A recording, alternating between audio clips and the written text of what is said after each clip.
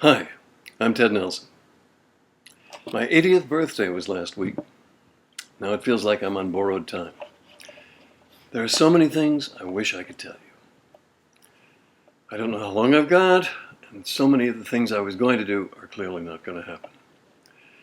So this is what I'd like known about my life and work, what I tried to do, what I actually did so far, and what I'd like credit for in case I die tomorrow and in case I don't. I didn't do any one main thing, but I thought of a lot of things first. I inspired a lot of people, coined a lot of words that people use, invented a few things not well known, and kept telling people about a great new world that I thought was coming. I hope to do far, far more, but I never got leverage. I've been one of the founders of two fields, hypertext, which I named, and HCI, human-computer interaction, should be called human construct interaction, with my essays in computer lib.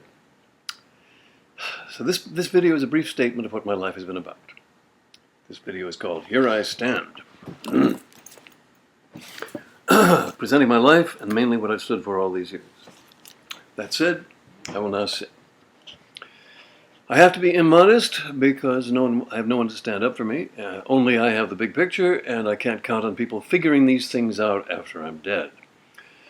So here's what I stood for from the beginning. Freedom and privacy, and creativity and understanding, new forms of writing and new forms of education, which I thought would be fostered by the hypertext system I was working on. I also stood for non-hierarchical ways of structuring, maintaining true archives, clarity of visualization, making people smarter. For 25 years, from 1965 to 1990, I was the world spokesman for freedom on the networks that I knew were coming. I lectured on freedom and hypertext in the USA, England, Norway, Sweden, Finland, Japan, Australia. I published many articles. Henry Lowood has assembled a surprisingly large bibliography of my publications. And in my ongoing projects, I strove to create a different kind of computer world and a different kind of hypertext world from those we have now. Then things got locked up a different way. But those are the ideals I still stand for. I'm going to enumerate the highlights of my work, what I thought of first or early, and some of the mistakes I made. I won't talk about friends or family unless relevant, just about my career and ideas. I believe I was the first to imagine worldwide hypertext. I believe I was the first to imagine online publishing between ordinary people worldwide. I invented, either first or independently, word processing, indirect editing, the enfilade data structure, micropayment for content, cloud storage for the public, the Internet Service Provider in my book Computer Lib, the Internet Cafe in Computer Lib, the Apple Genius role in Computer Lib, realistic computer graphics or CGI, ray tracing, surface triangulation, polygon mesh representation, and a wacky hybrid computer for surface representation. All that is in my book, The Scene Machine. And mainly, I led a team to develop a worldwide hypertext system, though not, alas, the one now in use. Okay, origin story. I had a very literate family. We read a lot out loud. From boyhood, I wanted to be Walt Disney and Frank Lloyd Wright. I wanted my own studio like them. Later, I wanted my own company. I was into all the media of the 1940s. My mother, whom I rarely saw, took me backstage on Broadway, and my father, whom I rarely saw, showed me the new medium of television from the inside, where he was a director. I hated school from kindergarten through high school, but then came a surprise. Swarthmore College was something else entirely, with a thrilling intellectual atmosphere. I wanted to know everything and take courses in every subject. I resented having to major because I did not like to narrow down. I was excited by philosophy, thrilled by linguistics. I got interested in a number of scholars who didn't become known till later. McLuhan, Whorf, Bruner, Chomsky, Edward Hall, who were all practically unknown at the time. I took courses at Penn with Chomsky's teacher, Zelig Harris. But I didn't worry about grades. After I graduated, who would care? I concentrated on media projects. So I was a media innovator early. Here is a kite-shaped magazine I did 61 years ago when I was 19. The trick was cutting the standard 8.5 by 11 paper diagonally. My friend the printer carried out my instructions, but he was astounded when we put it together. This was nothing number 3. There were two before this, but this was the spectacular one. I acted and put on plays. I sang the part of Mac the Knife in German. They said I had a Berlin accent. Ich bin ein Berliner. And wrote the first rock musical. That is the first musical with several rock numbers. It ran as scheduled for 2 nights at Swarthmore College as in November 1957. I was on the student council and campaigned for sexual freedom. For this, the dean of students tried to expel me in my senior year, but the chairman of biology told the dean that the faculty would stand behind me. But my most important moment in college was when I made my student film just before graduation. I had $700 from the student council, which in those days was enough to pay for 1 hour of black and white negative film, the processing, and a work print. That meant no sound. I figured I would put the sound on later after I wrote the script, which there was no time for in advance, so I made it up as I went along. Not only have I always wanted to make movies again, but I've always wanted to be that person again. I'm very proud of that movie, the atmospherics and some of the jokes. The sound is terribly synced, which I thought would be funny, but unfortunately that bothers people a lot. You can watch it on YouTube. It's called The Epiphany of Slocombe. From that movie, I was sure my real talent was filmmaking, and that belief had consequences. So I graduated from college with a heroic but stupid plan. I was not going to narrow down. It made me sad to see how people I knew had narrowed down their lives after college. I hoped to be a major intellectual, not on the level of Freud or Darwin, but on the level of Bucky Fuller and other of my boyhood heroes. Perhaps in some field that hadn't been invented yet. I was used to doing things first. And I would stay a generalist. As Bucky advocated, he said not to narrow down. I would keep track of many subjects, taking notes all the time. But I thought my real talent was filmmaking and expected to become a Hollywood director, as well as a major intellectual.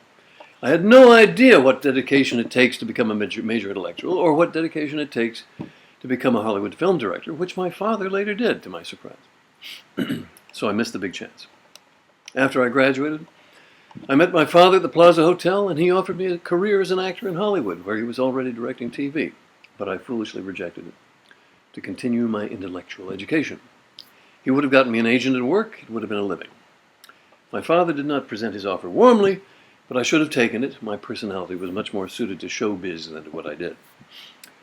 Would I have affected the ecology of available male actors and become famous? Not necessarily, but I think I would have gotten along in Hollywood, and that would have led to directing movies, which is really what I wanted more. Instead, I went to graduate school. I got to Harvard in the fall of 1960, whereupon John F. Kennedy was elected president. It was a time of great hope. I took a computer course, and that's where I had my epiphany. You could put screens on computers and make them interact. I thought, the computer guys don't know what they've got here. I thought, screens. I'm a movie maker. I know how they will feel. I know how they will... the interactive screen will be the new home of the human race. Was that wrong? And believing myself uniquely qualified, I began designing the interactive documents of the future. Remember, I was determined not to narrow down, so I kept adding to my list of plans. I was sure there would be personal computing. Guys love electric trains, right? And the computer was an electric train. You could make it go in circles. So guys would love computers, and there would be a personal computer industry. And I was sure there would come interactive screens, and that I would create worldwide hypertext, and that would liberate education and make everybody smarter. I didn't drop my main ambitions to make movies eventually, and somehow become a major intellectual. But I plotted also to found a personal computer industry and create worldwide hypertext. Then I would be rich enough to make movies with my own money and not go through film script pitching and development hell. Actually, it was all possible. This meant I would have my own computer company, essentially the studio I'd wanted from childhood, from which I would start up that personal computer industry and start up that worldwide hypertext. The company was going to be called General Creative. And in my vision, I would be its designer and figurehead. In other words, I invented Steve Jobs, but too early, and without the leverage he would later find, and find again and again. I started telling everybody about interactive screens, worldwide hypertext, and almost nobody could understand me for years. So far, I've run into 2 people who actually understood me in the 60s. My vision of hypertext was not just jump links, what people today call hyperlinks, jumping into the unknown, but also visible bridges to sources and identities, visible bridges to whatever connections people would make, and much more. Okay, so the rest of the early 60s. I'll skip the next 4 years. I worked with dolphins. I was a folk singer and taught sociology at Vassar. My second year at Vassar, I gave a big talk on my computer ideas. A lot of the college came, but it was apparently too radical, and I came across as too wacky. Nobody on the faculty ever spoke to me again. But then I entered the computer world, starting at the top. The rollout of my computer ideas was in 1965, when I submitted 5 papers to different conferences, and they were all accepted. To the Society of Motion Picture and Television Engineers, I gave papers on image synthesis and movie editing by computer, for which I had a patent pending at the time. I actually rolled out the term hypertext at a little conference, but my biggest presentation was at the ACM's National Conference in Cleveland. I believe most of the world's computer scientists were in the room. It was possible then, and I gave a dramatic presentation. The last 3 slides said, "Change, change, change," and the applause was thunderous. So after that ACM presentation, people were very interested, but I couldn't handle the correspondence. They were at universities and companies and think tanks with secretaries who could handle send-outs. Then came a call from the CIA. Back home at Vassar, I got a call from a guy identifying himself as the Director of Information Processing Research for the Central Intelligence Agency. Soon he actually came to our house in Poughkeepsie and said the CIA could fund my work either through a university or through my own company. Of course, I chose the latter. That would be the studio I always wanted. He then told me I would hear from somebody else. The person I heard from was named Bob. I was to call him at his home number. He invited me down to CIA headquarters, and I went. I went to the big building in McLean and walked across that eagle. It was thrilling. The people wore badges with just their pictures and a number, and they glared at me from my long hair. But the guys I met with were AI guys, artificial intelligence guys, and they were really hostile. The CIA strung me along for years. My handler, Bob, kept saying they'd give me $50,000 if I wrote just one more proposal. I set up a corporation at their request, but never got the money. I later heard it's a government style to string you along that way. I have it from Kathy Marshall, who was at Park, that eventually the CIA did get their hypertext system. She says she wrote the contract. That system was called note cards. You can look it up. I think I would have done better. Would our government have had better and more honorable clandestine policies if they'd backed me? That would be a wild speculation. Meanwhile, in 1966, I found myself assistant to the president of a major publishing company, Harcourt Brace. I reported directly to William Yovanovitch, Wild Bill Yovanovitch they called it. He was regal and clever, and for a time it seemed that he was going to set me up with a department of my own to build my kind of hypertext. By that time I was calling it Xanadu, after the magic place of literary memory in Coleridge's poem Kubla Khan. Yovanovitch and I flew out to see Engelbart in 1966. Our visit to Engelbart was more than 2 years before Engelbart's famous demo of 1968. Doug Engelbart was wonderful and friendly, and he hinted at the possibility of my joining his group, but I wanted to do it differently. Doug had actually implemented jump links, the simplest aspect of hypertext, but he thought of it for highly trained work groups. He did not envision a hypertext medium for millions of people. 30 years later, Doug and I became close friends, and he performed the wedding ceremony when I married Marlene. Unfortunately, the Harcourt adventure ended with a bang. I did not yet know that in the corporate world, your enemy is the other department. I was going to need a graphic machine from Digital Equipment Corporation, and Harcourt's computer department was an IBM shop. End of story, though it took months to play out. Now I was facing the difficulty of my position.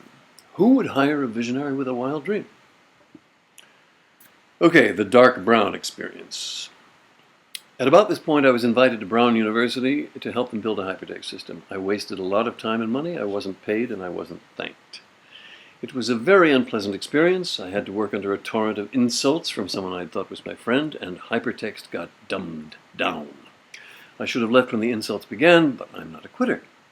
And on that occasion, I should have been. Eventually, I wrote to the presidents of Brown University and the ACM, asking for an ethics hearing on how I had been treated in that project at Brown. But as expected, I got polite rebuffs. But here's the worst part of that project at Brown. Hypertext was dumbed down to one-way links. And when the project was written up and shown around, that became the world's definition of hypertext, which later became the World Wide Web. One amusing sidelight in that project, I invented the back button, though some guys on the project thought users wouldn't understand it. I said, trust me. I got other interesting work in the 70s. CBS Laboratories invited me to evaluate a gizmo they called the AVS-10. It was supposed to be educational. It had slides and a little rotating LP record, slides around the edge. I wrote a long report and they said I was the only one who understood it, so I should make contents for it. I made slides for 2 AVS-10 cartridges. How to be a department store Santa Claus, that was supposed to be for industrial training, and how to make an AVS-10 cartridge. How to make an AVS-10 cartridge. When that showed them how complicated the AVS-10 was, they discontinued it. So like a bad consultant, I gave good advice that lost me the job. Then for about a year I worked on a hypertext system at Bell Labs Whippany. I'm not allowed to say what the overall project was. I've heard that Bell Whippany only worked on the anti-ballistic missile system, but I don't know if that's so. The hypertext system was designed by a fellow named Jim who really wanted to design a computer language. His language didn't have much to do with hypertext or with the main big project either, but the people were a lot of fun and the atmosphere was fascinating. Okay, the 70s began. As a step to getting resources for my hypertext system, I came up with a project for a standalone word processor. This was way before the term word processing existed. This was before the term word processing existed and way before personal computers. It was nearly completed, except the backer reneged. He put in 5,000, not the other 5,000 he'd promised. It would have been the first or second word processor in the world if the backer hadn't backed out. I worked on it from 1970 to 1972, I think, with a wonderful programmer named Cal Daniels. He was moonlighting for the company that we rented the computer from. I was going to call the product Hypertyper, but the interface was to be called JOT, standing for Juggler of Text. I invented 4 different things in it. Here was the spec for Hypertyper. I wanted you to be able to edit War and Peace on a small computer. By today's standards, a tiny computer, with only an alt caps teletype for input and only a cassette tape drive. My technical strategy was this. All the new contents would be written to the tape, appending and never erasing. My first invention in Hypertyper was therefore indirect editing. As the author continually inserted, deleted, and rearranged, the content would be kept on tape, appended continually to the end. Only the needed part of the text would be in memory at a given time.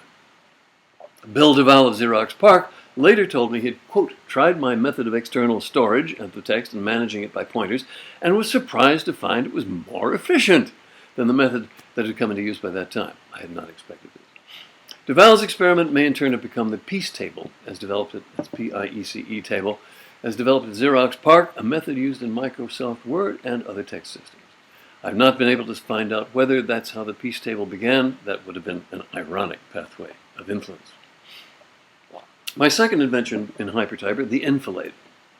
The data was maintained by a tree structure of which I called an enfilade. Wikipedia has an article on the enfilade, but it doesn't mention that I invented it. So the content was all rearranged by pointers without moving anything either on tape or in main memory. Third invention in Hypertyper, the interface for Hypertyper, which I call JOT. I'm extremely proud of that JOT interface. JOT does not resemble any conventional word processors. Remember, they were developed later. The JOT interface kept the cursor between words and sentences. You would step a word at a time, or a sentence at a time, or a paragraph at a time. I'm very proud of how smooth it felt, as proven later in subsequent implementations. I believe that when I design interaction, I can feel the interface before it is programmed. This is not supposed to be possible. The JOT interface lived on beyond Hypertyper. Another version was programmed later by Mark Miller and Jonathan Post, and they were astonished that it did, as I had promised, feel creamy smooth. Their loving quotes about how it felt are in my book, Possibly. A version of JOT, a later reenactment, is on the Internet Archive. Just search me on the archive for Ted Nelson. Just search on the archive for Ted Nelson JOT. Invention 4 in Hypertyper. The way JOT analyzed keystrokes was complicated and potentially very confusing to the programmer. So that to specify the complex keystroke sorting, I came up with a language called Lollipop. You actually made pictures of lollipops, circle, line, to convey to the programmer the tricky keystroke logic that I worked out for recognizing words and sentences, inserting and rearranging. In the circle of the lollipop, you put the incoming character. To the left of the stick, on your side, left of the stick, you list each set of conditions. And to the right of the stick, you specify what to do for each set of conditions on the left. Technically, Jot was a keyboard-driven state machine, and Lollipop language worked quite well to specify it. I recommend the method.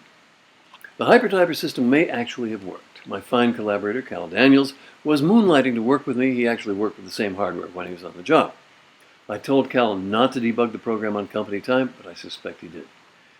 I suspect the program actually ran to some extent. He was very confident, but I'll never know.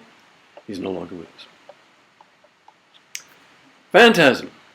At the same time as the hypertyper project, I was winding up 10 years of work on image synthesis. I'd first realized the possibility of ray tracing in 1961, walking across Cambridge Common. I worked on the ideas. I figured out how to represent objects as triangles, do specular reflection, do shadows. Boy, was that complicated. In 1965, I announced my system prematurely to the Society of Motion Picture and Television Engineers.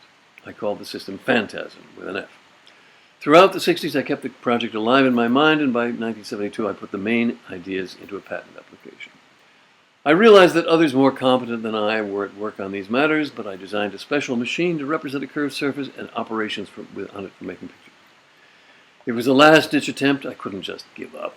And now it's at least it's all in my book, The Scene Machine, an interesting sidelight on the history of computer graphics.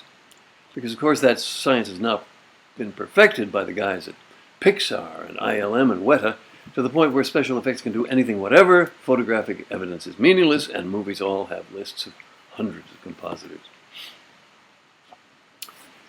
Circle Campus. At this point, 1973, I got an appointment at the University of Illinois in Chicago, courtesy of a wonderful guy at the University Administration named Joe Lipson. He had read some of my articles and wanted me to try the Plato system, which was an interactive graphics system with great features but no user storage. I looked at the Plato system and said, nope, I am not working with this, no way to do hypertext. Lipson asked what I'd do for the rest of the year, and I said I'd write a book. The result was my book, Computer Lib, which actually took 2 years to write. I laid it out on the kitchen table. Nobody knew what I was doing. I had another sign, Dream Machine. Nobody knew what I was doing, except I had a chance to show it to another big administrator, and he sponsored me to stay at the campus for a second year. The book failed for what I wanted, to get financially ahead, but it turned out to be a huge success in another way. It inspired many people. I later found out that Computer Lib was the, quote, Bible of the Homebrew Computer Club in Palo Alto, and inspired Wozniak to build the Apple I. It sold 50,000 copies, and if I hadn't been cheated by my distributors, I might have gotten loose to work on what was important. Okay, itty bitty. By now, in 1973, computer kits had hit the market, and 75. Computer kits had hit the market, and a lot of people went nuts wanting to get in on the ground floor and be part of what they saw as the new world. Computer stores appeared to sell those computer kits. Many thought they would create software for this new world, just as I did. And the stores that sold computer kits were doing a land office business. I thought this might help me get my company going. The company I'd always wanted, so I advertised for partners. This is not a good way to start a business, I learned. The partners I got had neither vision nor depth. Nevertheless, we got a store going. It was called the Itty Bitty Machine Company, which had been a nickname for IBM.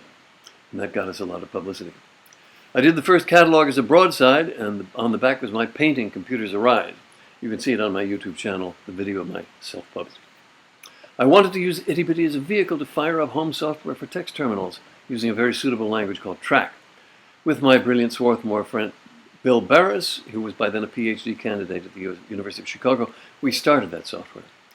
When Itty Bitty folded, Bill and I took the software forward and did a character-based animation system for the Sol, of which I'm very proud. But that was in the CPM days, which soon ended. Okay, briefly I taught at Swarthmore. It was lovely to be back. One of my students, Stuart Green, was exceptionally brilliant and joined the Xanadu team. A Yale student, Mark Miller, came down and lectured the class with his interactive ideas. He too became a member of the team. Then came the most important collaboration of my life. In the summer of 1979, I was living in Swarthmore. It's not just a great college, but a lovely town. And 5 brilliant guys joined me. Roger Gregory, Mark Miller, Stuart Green, Roland King, and Eric Hill. The 6 of us spent afternoons all summer designing a world hypertext system that would have all the linking and versioning properties I proposed. Remember my predilection not to narrow down, and I did not narrow down those specs. Visible bridges to sources and identities, visible bridges to whatever connections people would make. Arbitrary links of many kinds visible on both sides, visible connections between documents on the screen that you could cross, seeing the origin of every quotation. and a micropayment system for a viable online publishing industry. I refused to narrow down the specs, and my team met them all. We had no computer, and of course we had no screens, but we made diagrams. Went through the specs over and over, and the group came up with a remarkable invention. I want credit for leading the work, but it was they who figured out an astonishing new system of addressing, referring, and permuting that would have extraordinary efficiency across a worldwide address space. We took a radical approach, working out an astonishing new addressing method that we named tumblers for managing an immense address space of characters and media elements and an entire new universe of documents. Every character typed was to be given a permanent address, and a document was a rearrangement of those characters. Tumblr addressing had remarkable properties and was the basis for a further system of enfilades. They expanded on my enfilade idea from 1970 to find incoming links. The programming started in earnest under Roger's leadership. He figured it would take 9 years and be ready in 1988. So we called it Xanadu 1988, or XU88 for short. Meanwhile, I had to keep working. I was editor of Creative Computing magazine for about a year. I think I did a very good job, and circulation went up. Having loved magazines all my life, it was fascinating to see how easy it was and yet how pressured. Meanwhile, I wrote this book about hypertext. Literary Machines. I won't show the number at the bottom just yet. Which told of the Xanadu project and what we thought our design was going to do for the world. This is a much later edition. The original was in 1980. This was 1993 edition. The original was 1980, a year after our Swarthmore Summer of Xanadu design. Literary Machines was apparently quite influential. It laid out the plan for worldwide hypertext in broad strokes, but at first without the technicalities. The original had silver mylar covers with titles in white. It's gorgeous, a real collectible. The one in my hand is a much later version with technicalities galore. In this book, I talked about how great worldwide hypertext was going to be, but I neglected to say the most important thing: parallel pages with visible bridges of connection. We wouldn't just have jump links, we would have parallel pages with visible bridges. I wish I had said it more clearly. All this time I was in demand as a speaker and idealist because of Computer Lib. I kept talking about how great the new computer world was going to be and how great worldwide hypertext was going to be. How idealistic I was. Standing up for the ideals everyone else hoped to see in the exciting new computer world others were beginning to imagine as well. And meanwhile, Roger Gregory kept working on the Xanadu code. In 1981, I got a job at DataPoint in San Antonio. DataPoint had had phenomenal success with their little computer, essentially the first small office computer and the first local area network, and they had grown spectacular. I was invited down to design a hot word processor for their new suite of software. I believe I did a very good job. I called it Vortext. It had a model of links and transclusion similar to what we worked out for Xanadu in 1979 with a trivial addressing system. Unfortunately, the whole suite of software of which my word processor was to be a part was rejected by upper management.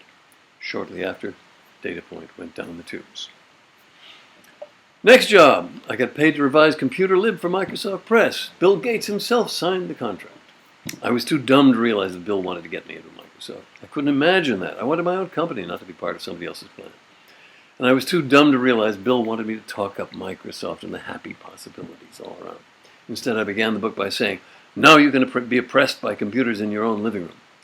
Microsoft did not market the book very strongly.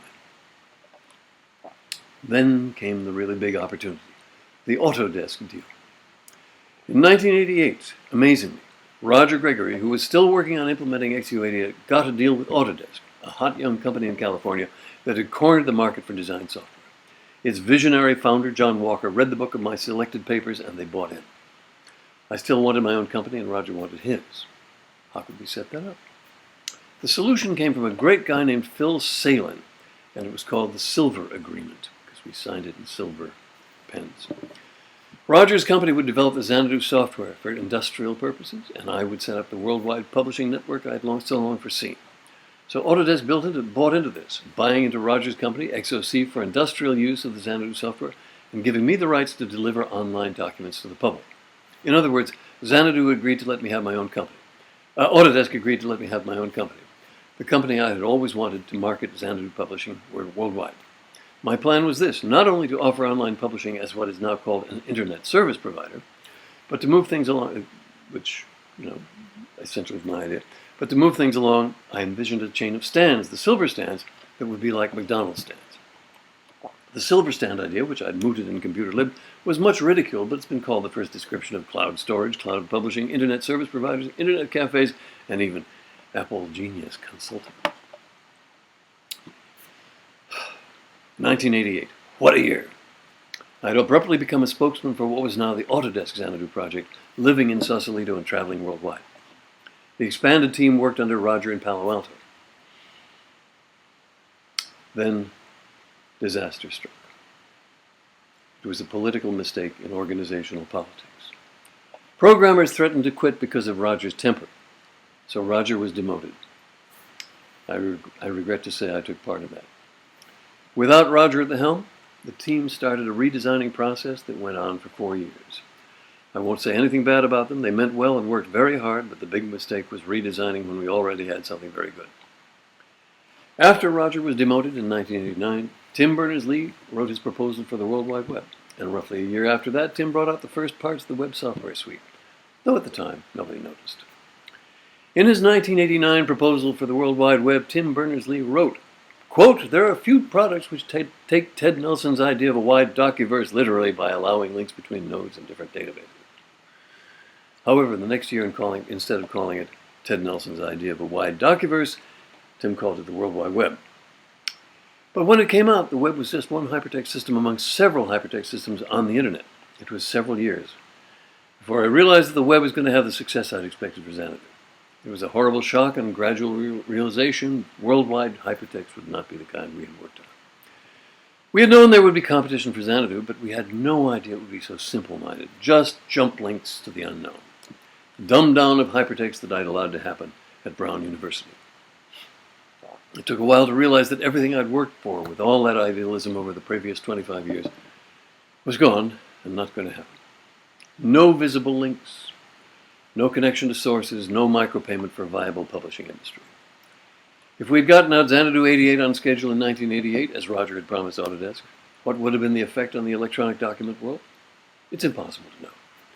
Many people say Xanadu would have had no chance against the web, but we were doing something very different and much more powerful, and competing as well with Microsoft Word and what would become PDF.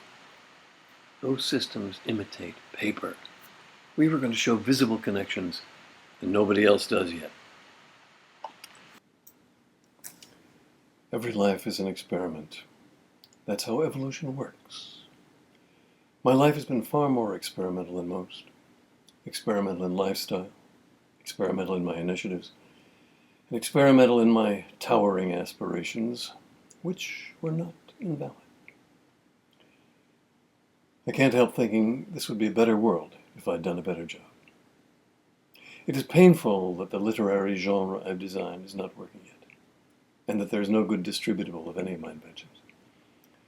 But I'm not a quitter. I'm not about to give up. Of course I go on. I'm sorry that world hypertext, meaning the web, is so simple-minded with just jump links, and now deformed and bloated with hierarchy and JavaScript and sliding panels and crud. I wanted world hypertext to have visible links and bridges. I still want to get that working, though it will not be a world system on the scale I'd hoped.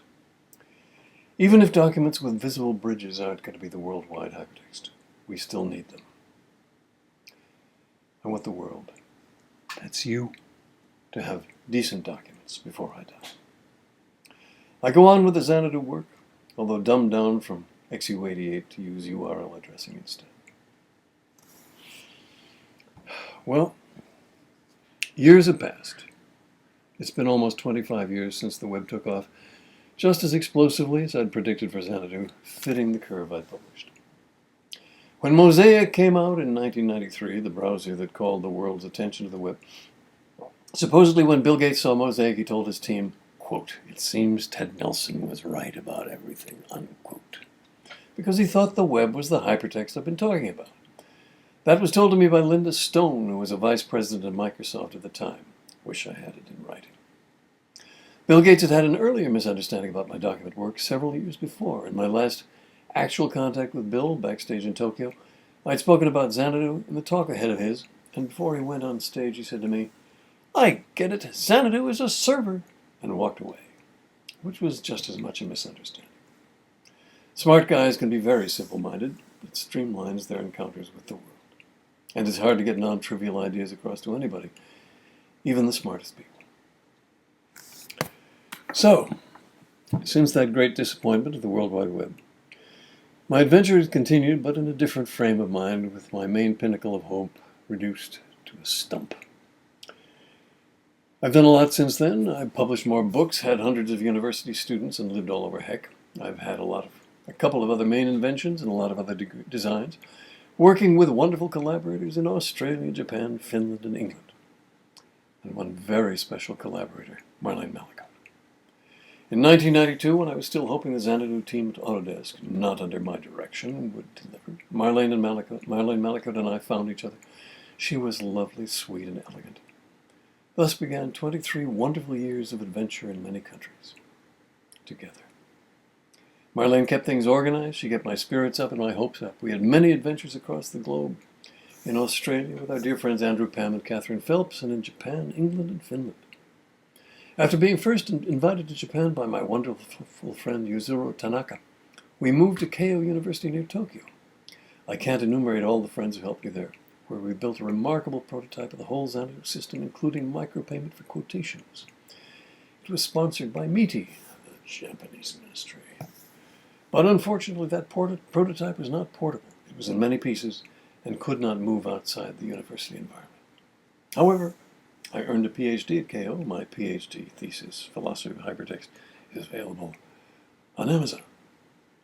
Later, our friends in Finland, especially Tuomas J. Luka, did a great job on my other main invention, hyperthogonal structure, or zigzag, a universe of rows and columns crisscrossing in many directions, non-hierarchical and animated, which is both spreadsheet and database. Why should there be a distinction between spreadsheet and database? It's all about related cells, right? Zigzag is really an application builder, a skeleton for non-hierarchical structures, and an animation machine that can act on keystrokes. It's all spatial, but in a space of crisscrossing lists. Zigzag is explained on YouTube and beautifully demonstrated by Adam Moore with examples from chemistry. Even if you don't know chemistry, the animations are powerful.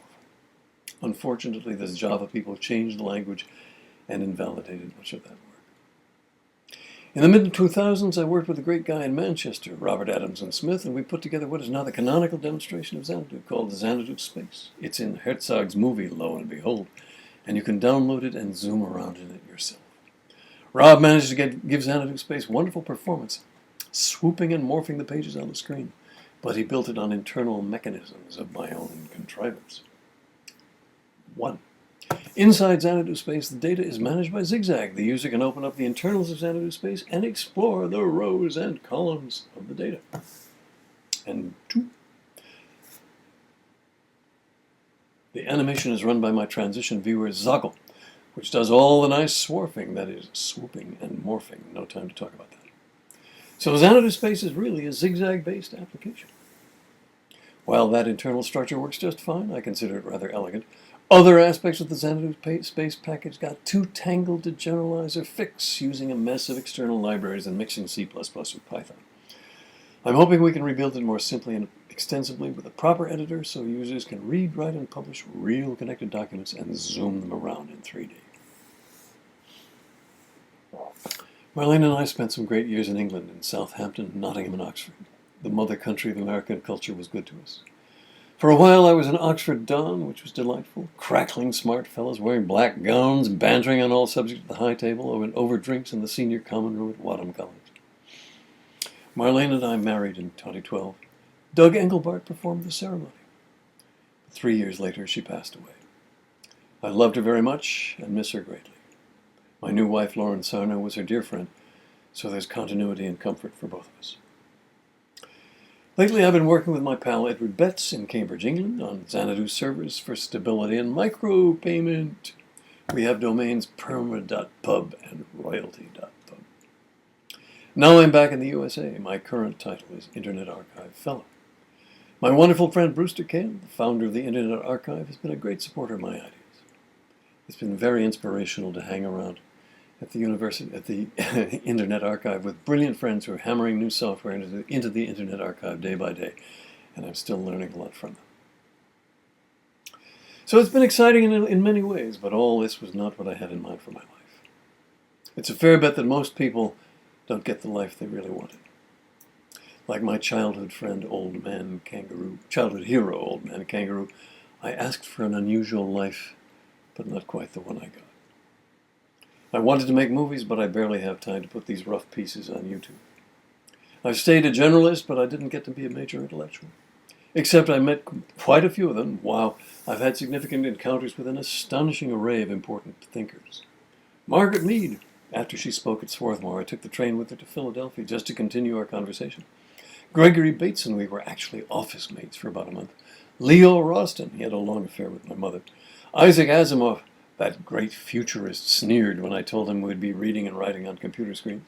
John Lilly, I worked at his lab for a year. I knew half a dozen dolphins personally. They were wonderful and I loved them. One of the females made amorous overtures toward me, which I found enticing but dared not act upon. I quit after being mistreated by Mrs. Lilly, whom I detested. Jerome Bruner, I took his seminar.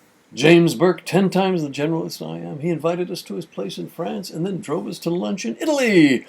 He knew immediately the connection between the Alamo and the history of chewing gum, which I emphasized in my PhD thesis. Herman Kahn, I interviewed with him for a job when he was starting the Hudson Institute. The Volkswagen tilted sideways under his weight. Jean Piaget, his translator was my former girlfriend, but he said angrily that I should stop taking pictures of him, which the university was paying me to do. Douglas Adams, he took me to dinner at the Groucho Club and lent me his Mac. I'm counting him as a major thinker because of the immense influence of The Hitchhiker's Guide and the depth of its cleverness. Van Nevar Bush, I talked to him on the phone from a computer conference in Boston. Marshall McLuhan, we had an incredible lunch.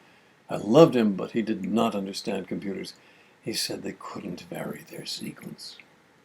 Thomas Schelling, the great strategist, he said I was his favorite student, and my method of quitting smoking astonished him as pure Schelling theory that he hadn't thought of. Richard Dawkins, I talked to him backstage in Tokyo and found him at Oxford. Daniel Ellsberg, he and his wife tried to help sort out issues between Marlene and me. Thomas Kuhn, dining at his home, we talked about the Harvard Society of Fellows. Later he gave me permission to expand his paradigm terminology any way I wanted. Roger Penrose, today's great cosmologist whose twisters underlie string theory and the amplituhedron. He liked zigzag and said so in an email. These people all combined ideas and passion and daring. So I've had a lot of intellectual, emotional adventures on that shared wavelength of ideas and passion and daring. I'm not even mentioning famous computer people with their ideas and passion and daring. Most pricelessly, 2 special friends spontaneously called me brother, Timothy Leary and Douglas Engelbart. I stayed at both their places a number of times, and I shared their sorrows and their ideals. But the bottom line is that I did not get my studio or my company. Yet there were times with my teams that I felt like Walt Disney with his animators, loving them and proud to be leading such incredible talent toward a shared ideal we wanted to put out into the world, an object that would be a crucible, a talisman for new thought. But beyond those moments and hopes, I didn't get the solid leverage to build the software designs I believe in, the world I wanted to give you. I believe the ideas I had first were better than the later dumb-downs. At times I've been overwhelmed by bitterness, but I'm letting go of that. The game's not over, and there's no time for further anger. There's still a lot to believe in. But that's for another lecture.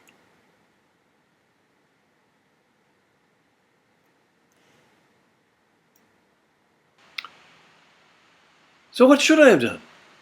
I tried to do too much and as a result achieved very little. I should presumably have narrowed down, but to what? I should have found a permanent sponsor, but how? I didn't get on the bandwagons of Doug's NLS, Apple, Microsoft, or the web because I thought my designs were better. I was not able to create my company, and I must admit I was not agile able to move easily among possibilities. I kept too many notes, but this was also the experiment in record keeping that led to my hypertext book. It's all been deeply intertwined. I'm not a programmer, neither was Engelbart or Jobs, but like them, a producer-director of software. Directing software is like directing a movie, but a lot less fun, and having to work with volunteers is an uphill battle. So, today's computer world. All is not as I'd hoped, nor as many other computer idealists hoped. There are many disappointed people in the computer field, not just me. I imagined making people smarter and making everyone more intellectual. Instead, the network is full of cat pictures and lies. I'm reminded of discussions I heard at CBS hanging out with my father in the 1940s about how a television would raise the intellectual level of Americans, and now look at how that intellectual level has been debased by television. And we see the same degradation on the net. I wanted to create new forms of education, not locked to the curriculum model. The curriculum is a great evil, a schedule of timing for every topic. Education where students could choose alternative pathways. That's what I wanted. But the realities are very different. The computer world is a nightmare, honky-tonk prison, gone wrong in so many ways. Mine are not the only good ideas that didn't happen. Two important guys had very different ideas. Douglas Engelbart had a whole system for deep collaboration in work groups, which he demonstrated to the world in 1968. It impressed the hell out of everybody and led to many inferior systems, while Doug himself lost his support and wandered for years without backing. Who knows what the world would have been like if he'd been able to continue his development. Alan Kay. Alan Kay talks about his own work in the past and how the systems they had at Xerox PARC, which had capability-based security, would have prevented the evils of today's malware, the dark forces of phishing, scamming, and ransomware, to name just a few of the demonic presences on the net.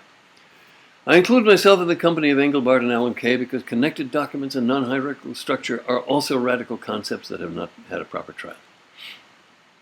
Would Alan Kay's work, or Doug Engelbart's work, have made a difference if they had succeeded?